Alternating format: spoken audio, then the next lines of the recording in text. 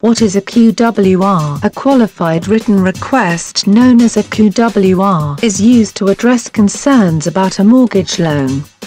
Generally, a letter is sent to the mortgage servicer as a qualified written request under RESPA 6 violations. The QWR addresses issues concerning the mortgage loan.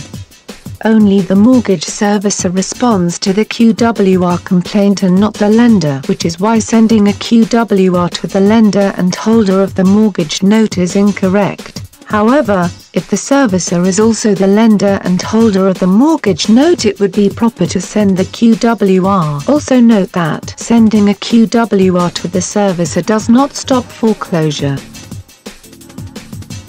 It must be addressed which issues with the loan are improper. That also makes the lender and holder of the mortgage note not the proper party. Important issues concerning the loan to address are 1. Robo-signers, 2. Improper assignment transfers, 3. Foreclosure fraud, 4. Improper mortgage securitization, separation of promissory note and security instrument are the most common issues found in mortgage loans.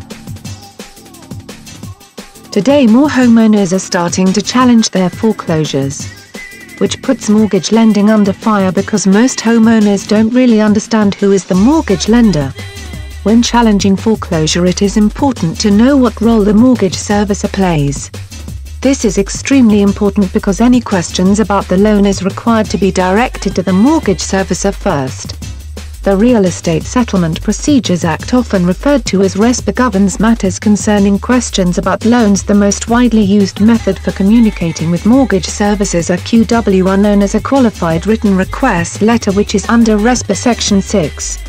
They are also readily available in generic form online as QWR Letter or Qualified Written Request Sample.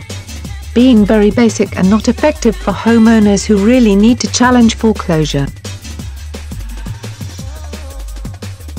Here are 5 most common things that make qualified written requests ineffective. 1. RESPA statute limits.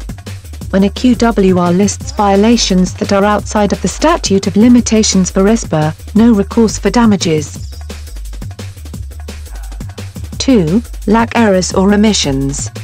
Every true QWR must explain what specific errors or omissions that the homeowner is concerned about regarding the loan in the QWR letter. 3. RESPA provision requirements. Under RESPA Section 6 by statute, QWR applies to only servicers of a mortgage loan.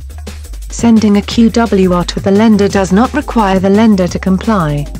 However, the servicer is responsible for contacting the lender to gather information that may be needed in a QWR. Homeowners often mistakenly send the QWR to the lender over the servicer. 4. QWR lien requirements.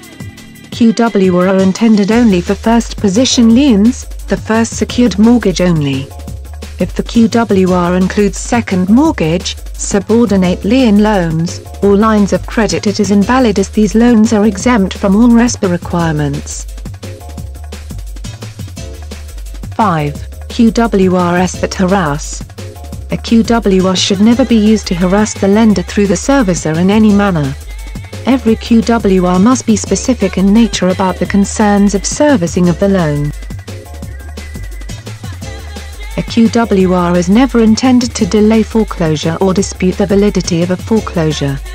However, if the QWR addresses specifically why the borrower feels that payments are being made to or demanded by the wrong lender, it is valid.